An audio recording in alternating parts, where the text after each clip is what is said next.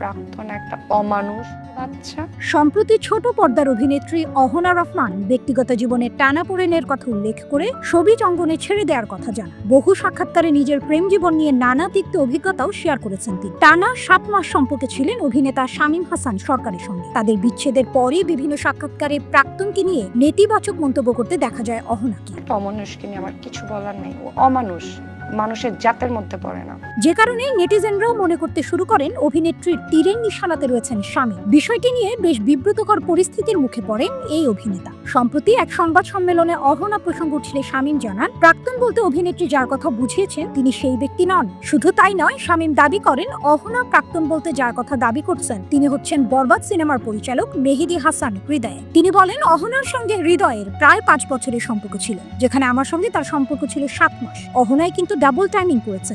আপনি যদি পুরো ভিডিওটা দেখেন, আচ্ছা অহনা তো নামটা বলতে পারেন, ওটা মেহেদী হাসান হৃদয়। এই অভিনেতা আরো বলেন, সম্প্রতি অহনা একটি সাক্ষাৎকারে তার প্রাক্তনকে অমানুষ, জানোয়ার বলে মন্তব্য করেছেন। এরপর ফেসবুকে অনেকেই সেই ভিডিওর কমেন্ট বক্সে আমাকে মেনশন করছেন। তারা বলছেন শামীমই ছিলেন অহনার প্রাক্তন। শুধু তাই নয়, যেই মেয়েটি অর্থাৎ প্রিয়াঙ্কা আমার বিরুদ্ধে ধর্ষণের হুমকি দেওয়ার অভিযোগ তুললেন, সে নিজেও 5 দিন আগে অহনার সেই সাক্ষাৎকার শেয়ার করে আমার দিকেই আঙুল তুলেছে। তাই আমার মনে হয়েছে সবার জানা উচিত বিষয়টা। অহনাও এসব বিষয় নিয়ে ফেসবুকে একটা স্ট্যাটাস দিয়েছেন, যেখানে তিনি লিখেছেন, ডাবল টাইমিং। আপনি শামীম যা বলেছেন ঠিক বলেছেন কি? নিজের দোষ থাকতেই কি এমন অপবাদ দিয়েছে? এদিকে কারো ব্যক্তিগত সমস্যায় অহনাকে জড়িয়ে সংবাদ প্রকাশ না করার অনুরোধ জানিয়ে এই অভিনেত্রী বলেন, যারা নিউজ করেন তারা দয়া করে অন্যের গল্পে আমাকে জড়িয়ে হেডলাইন করবেন না। এর আগে শামীম হাসান সরকারের বিরুদ্ধে মারধর এমনকি ধর্ষণের হুমকির মতো গুরুতর অভিযোগ তোলেন অভিনেত্রী প্রিয়াঙ্কা প্রিয়া, যেখানে তিনি দাবি করেছেন শুটিং সেটে নানা অকথ্য ভাষায় গালিগালাজ করেন শামীম। তার গায়েও নাকি হাত তুলতেন অভিনেতা। শুধু তাই নয়, মাদক গ্রহণ করে অভিনেত্রীর সঙ্গে বাজে আচরণ করতেন, এমনকি প্রকাশ্যে ধর্ষণের হুমকিও দিয়েছেন। প্রিয়াঙ্কার সেই অভিযোগের পরই পাল্টা সংবাদ সম্মেলন করেন